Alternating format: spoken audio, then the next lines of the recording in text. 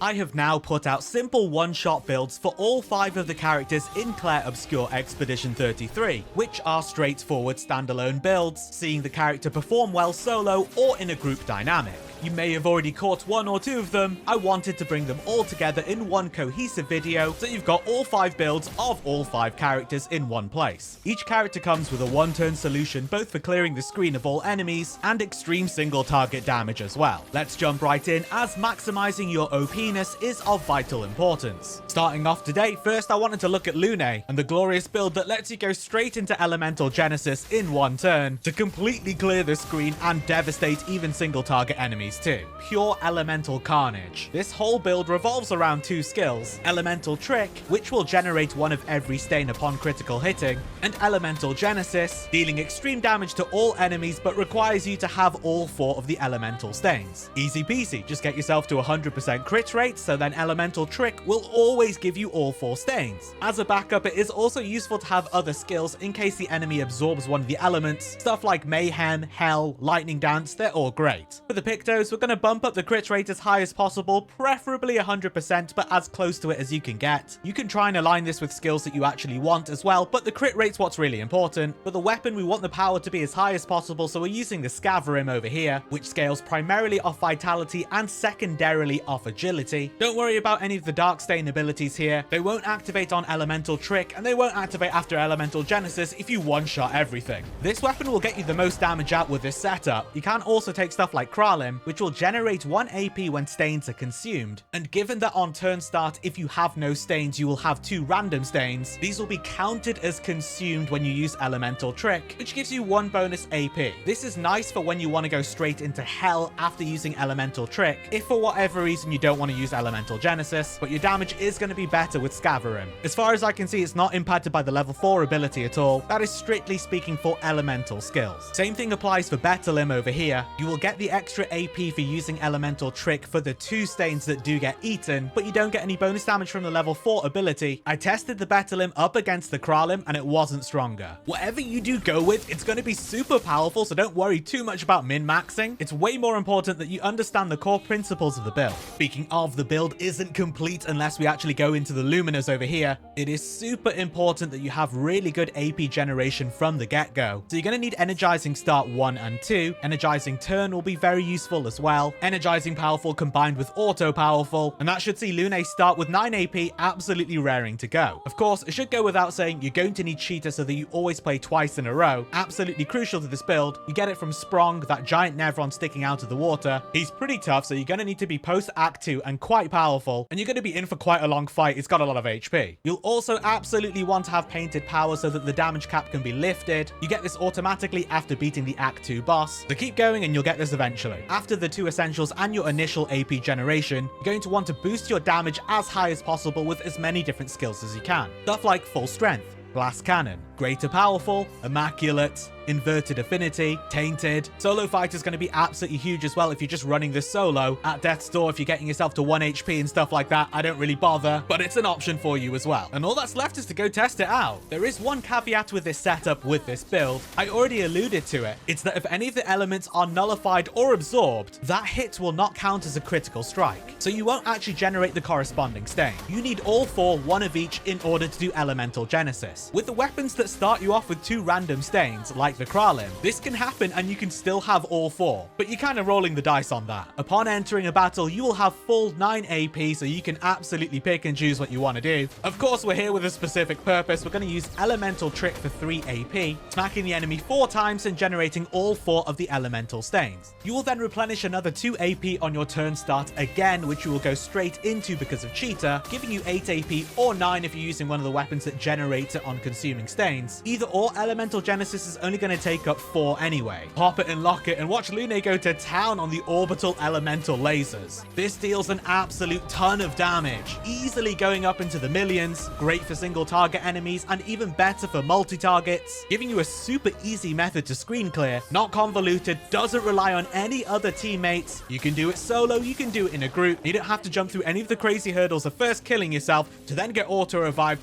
Make sure you've got shields. Use the free aim shots to do this. You don't need to do any of that. Just start the fight, elemental trick, elemental genesis. If you're concerned about not going first if your speed isn't high enough, you can of course equip first strike. Just also be mindful that if you want Lune to go first and you are playing in a group, that her speed is higher than all of your teammates. If anything does go wrong, it's super useful to have backup skills. Mayhem is a great choice. Hell is fantastic as well if you've got the AP for it. Lightning Dance is great as well, but absolutely anything, any other skills as a backup. And that's my crazy but practical OP Lune one-turn build. Super satisfying, very powerful, and you can apply these principles quite a bit earlier as well. It doesn't have to be post Act 2 once you've broken the damage barrier and stuff like that. It doesn't even have to be over one turn. Feel free to apply these principles wherever you are in the game and just have some fun with it. For this build, we're going to be taking Verso and giving him the capabilities to completely clear this screen of enemies, eviscerating any and all opponents in one turn without the input of any of your other teammates, so it does fit into a party setup, or you can also go solo. The entire build revolves heavily around one weapon, one skill, and some specific luminers. Let's break it all down. The weapon of choice is the Chevelum, which deals physical damage, primarily scales with agility, and secondarily scales with luck, with a very important core level 4 bonus, allowing you to start the battle in rank S at the cost of being unable to heal Verso or gain shields. This is absolutely pivotal. It's super important we start the fight in rank S, which is why this weapon is so crucial. The level 10 bonus increases your damage by 20% for each consecutive turn without taking damage. It can stack up to 5 times, but we shouldn't really be utilizing this particularly. And with the level 20 bonus, we'll automatically apply Rush on rank S. In order to get the Chevelum, you will have to beat the optional area, the Crimson Forest, which is floating up in the sky, so you'll have to have beaten Act 2 after SK has been bestowed with the power of flight. It is somewhat of a challenge, but it is no way near any of the super endgame areas. In terms of your attributes, you're going to stack maximum agility, maximum might, and put the remainder of your points into luck, which will vary depending on what level you're at. This will boost the power of your weapon really nicely, allowing it to scale efficiently, and also increase your base critical chance, giving you a target to aim for with your Pictos in order to get it to 100%. High speed and critical rate Pictos are what you're going for here, but if you're running this solo using First Strike and Last Stand Critical for example, you can make respective adjustments. Personally, I've boosted speed, boosted critical rate, and I'm not too fussed about the actual skills on the Pictos, but when they line up, that's fantastic as well. In terms of your skills loadout, this revolves around Phantom Stars as the core group skill, attacking all enemies with extreme light damage. It's also buffed at S rank to only cost 5 AP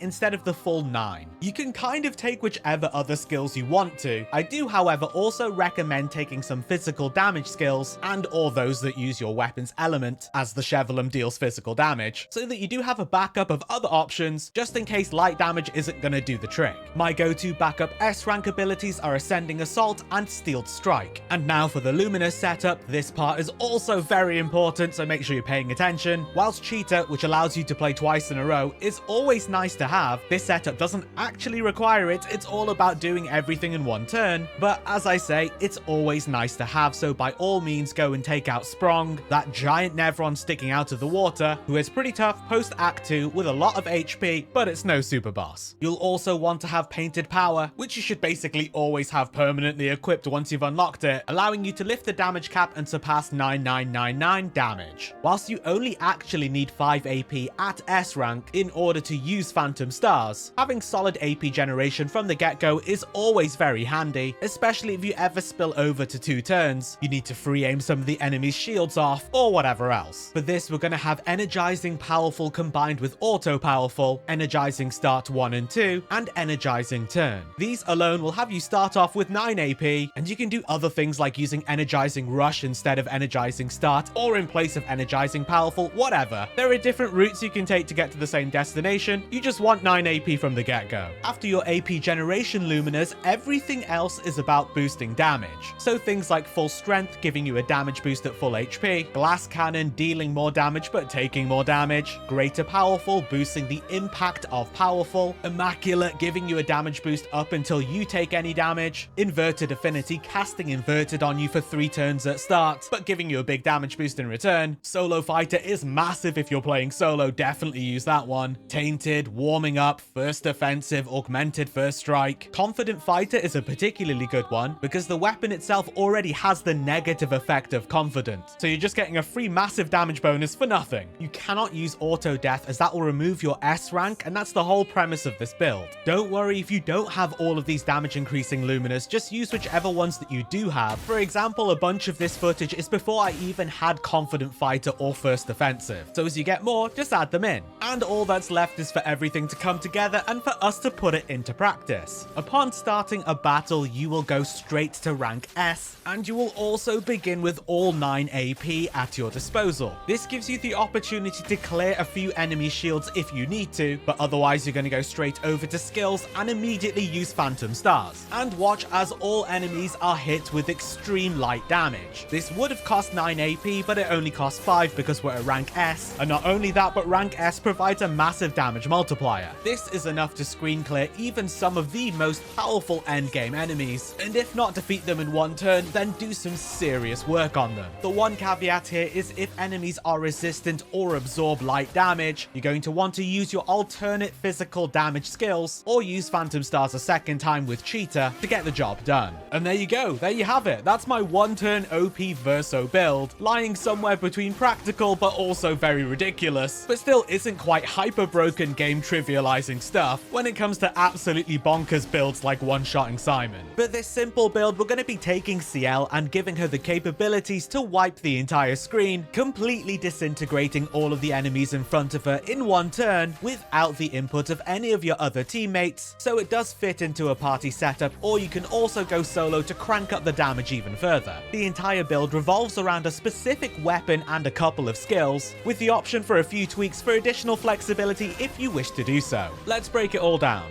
The weapon of choice is the Chatian, a fantastic weapon which you get throughout the game at various stages at various levels, so you should always be able to get it pretty simply, boasting pretty chonky base power and comes with Darkness Elemental, scaling primarily with the Luck attribute and secondarily with the Vitality attribute. It's the first level 4 bonus that we're really interested in, which allows Sun skills to always apply 10 foretell at the cost of Sciel taking double damage. Whilst it's not absolutely essential to take this weapon, and you can instead use something that's not tied down with Darkness Elemental, when we dive into the skills you'll see why it's so good. The level 10 bonus gives you 1 moon charge for your base attack, and it consumes all foretell to apply burn, and the level 20 bonus gives 100% increased burn damage in Twilight State, neither of which we're really concerned about. In terms of your attributes, you're going to stack maximum luck, maximum might, with the remainder going into vitality, which I believe is optimal for all weapons up until level 32, with the secondary stat only overtaking might at level 33. The amount of points you have to spend here will vary depending on your level. You do not need to be level 90 plus. This will boost the power of your weapon really nicely, allowing it to scale efficiently, and also increase your base critical chance, giving you a target to aim for with your Pictos in order to get it to 100%.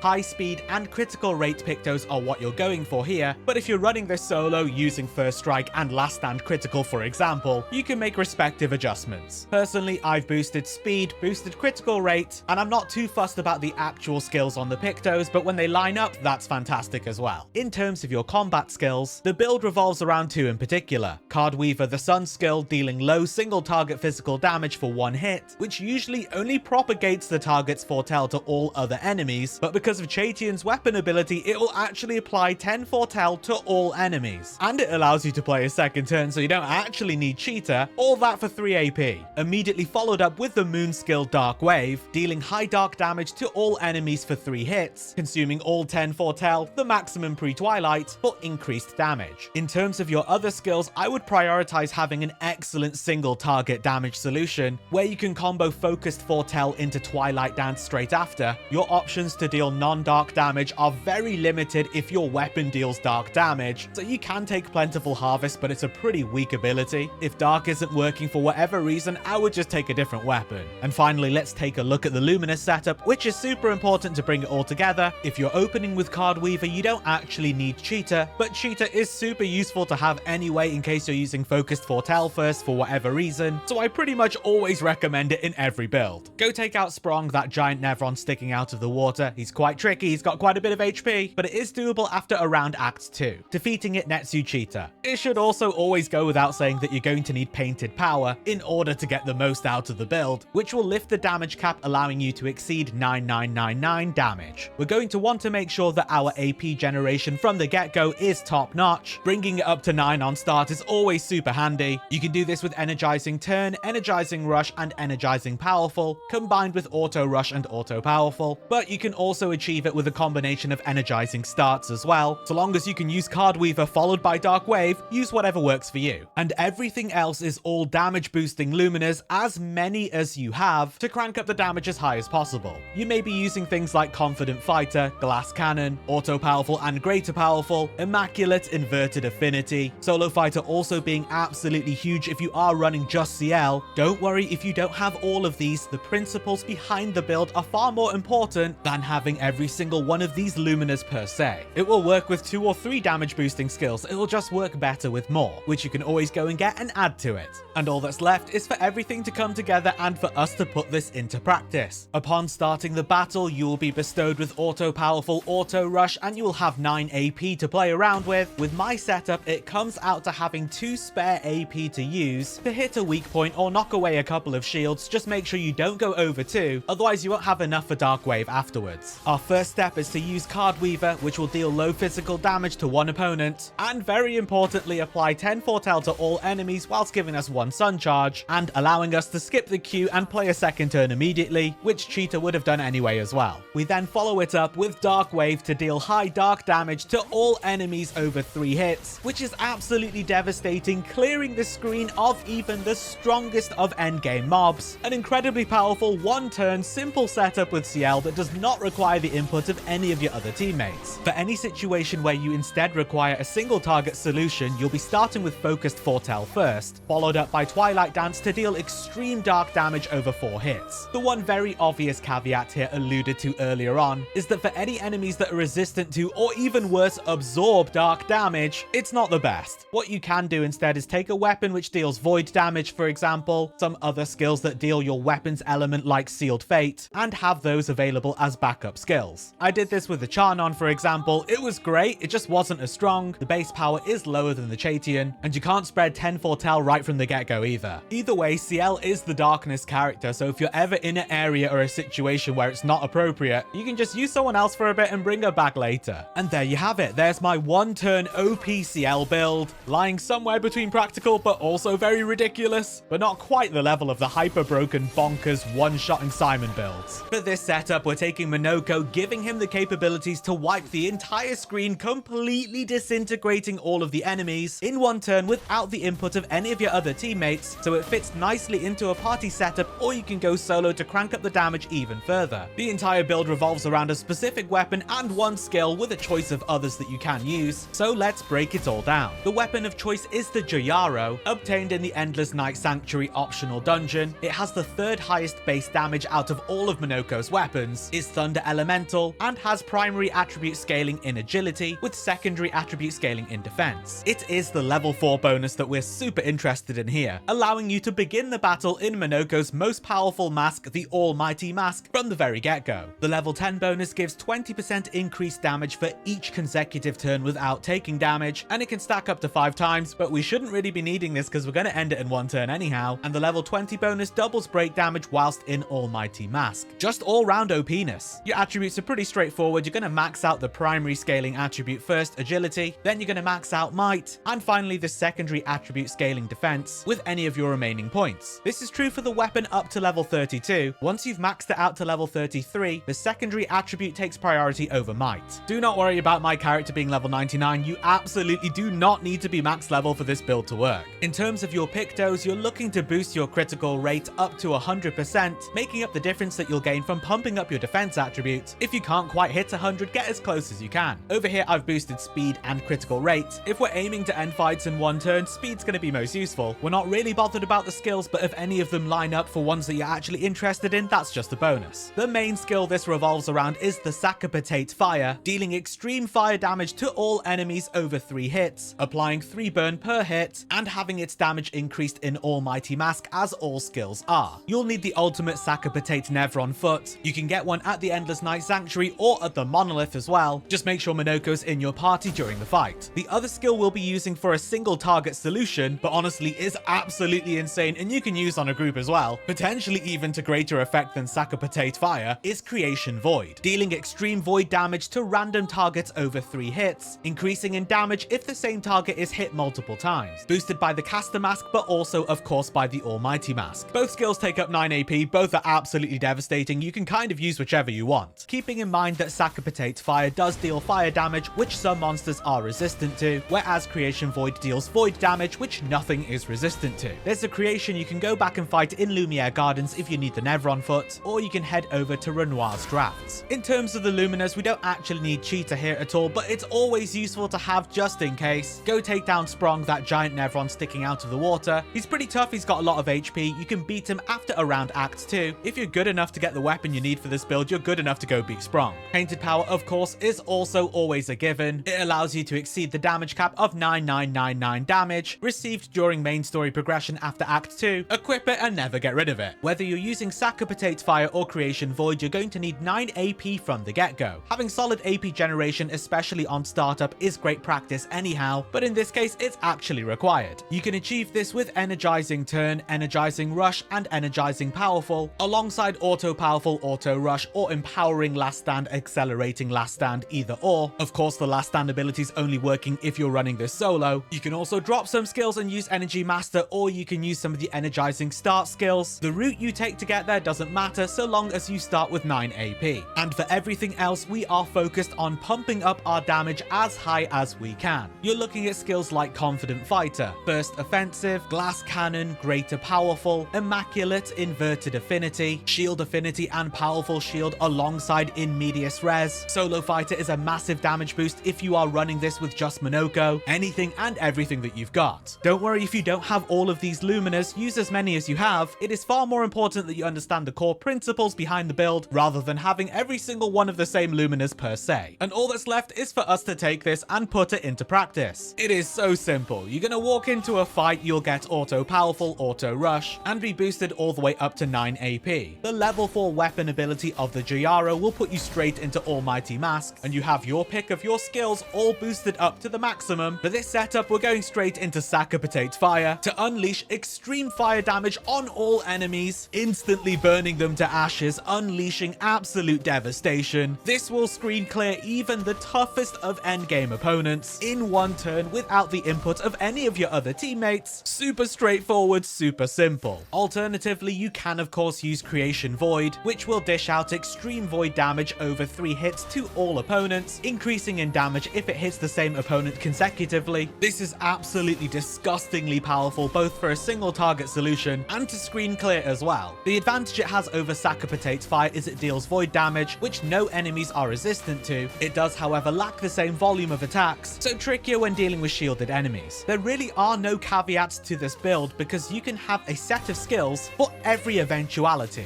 Whilst I only spotlighted 2 skills, the other ones that you bring along too are all at your disposal at full strength with the Almighty Mask. You can have an answer to everything. And there you have it, there's my one-turn OP Monoco build, lying somewhere between practical and also very clearly ridiculously strong. Not quite fully game trivializing hyper-broken one-shotting Simon style builds, but out of all of these I've done, not far off it. With this setup, we're taking Maelle and giving her the capabilities to unpaint all of the enemies the entire screen, undoing them, eradicating them from their very existence, in one turn without the input of any of your other teammates, so it fits nicely into a party setup, or you can go solo to crank up the damage even further. The entire build revolves around a specific weapon and one skill with a choice of others that you can use, so let's break it all down. The weapon of choice is Barrier Breaker, picked for its really high overall damage and excellent bonus abilities, making it very flexible and you automatically obtain it via progression. This high base damage is going to scale super nicely with all of our damage boosts, so you'll definitely want to consider something like this. Immeasurable OPness. You could equally take a different high damage weapon, or of course the obvious choice of Medallum, which has the absolutely insane level 4 ability of starting you off in Virtuose stance. If you don't really get any benefit from being on low HP because of your Luminers, this may be a better option for you. Your attribute point allocation is very straightforward as ever. First, you're going to go for the primary attribute Defense, maxing that out before moving over to Might, getting that as high up as you can, and then finally putting the remainder of your points into the secondary attribute Agility. This is true for the weapon up to level 32. Once you've maxed it out to level 33, the secondary attribute takes priority over Might. Do not worry about my character being level 99, you absolutely do not need to be max level for this build to work. For your pick dose, you're going to be equipping for high critical rate and speed, aiming to get to 100% crit rate if possible, making up the difference from the boost you'll get from defense. If any of the skills are what you're after anyway, then that's a great bonus too. Like Shortcut over here, which is going to give us a third hit alongside Cheetah if we need it, with my specific setup. The build centers around 2 skills for the screen wipes. You will first be opening up with Last Chance, which reduces your HP to 1 but refills all 9 AP. It also puts you into Virtuo stance. And then our follow-up screen clearing skill will be Phantom Strike, dealing very high void damage to all enemies over 4 hits. It also gives you 35% of a gradient charge, costs 7 AP, and puts you into defensive stance. And of course, make sure you take Stendhal along as well. It is one of, if not the very strongest skill in the game, an absolutely perfect single target solution, which will completely obliterate anything in front of you. For our Luminous, you won't actually need good AP generation from the get-go, but it's useful to have for any free aim shots needed versus shields or what have you. We can get the full 9 AP on start using Energizing Turn, Energizing Rush, and Energizing Powerful, alongside Auto Rush and Auto Powerful, which is also flexible with a combination of Energizing starts depending on which Luminous you have available. And for everything else, we are focused on pumping up our damage as high as we can. You're looking at skills like Confident Fighter, Burst Offensive, Glass Cannon, Greater Powerful, Immaculate, Inverted Affinity, Shield Affinity, and Powerful Shield alongside In Medias Res. Solo Fighter will be huge if you're just using Maelle, anything and everything that you've got. Don't worry if you don't have all of these Luminous, use as many as you have. It is far more important that you understand the core principles behind the build rather than having every single one of the same Luminous per se. And all that's left is for us to take this and put it into practice. When entering a battle, you'll go first because of your speed being high enough or via first strike, and you'll have 8 AP to play around with. You'll still need to hold on to 1 to remove any shields or whatever. Go straight into Last Chance to put Maelle into Virtuo stance, and back up to 9 AP if you've used any of it, at the cost of putting her on 1 HP. We'll then play again immediately with Cheetah or Shortcut to use Phantom Strike, unleashing very high void damage to all enemies, which will clear many of even the strongest of endgame mobs. In any cases where you need to adjust to single target damage, you can instead use Stendhal in place of Phantom Strike, which will just delete foes from existence. Alternatively, if you don't really get any benefit out of going to low HP, you can just use the Medallion to go straight into Virtuo stance immediately, skipping out an entire step, making it a true one-turn solution, instantly letting Phantom Strike rip as you enter the battle, ending it there and then.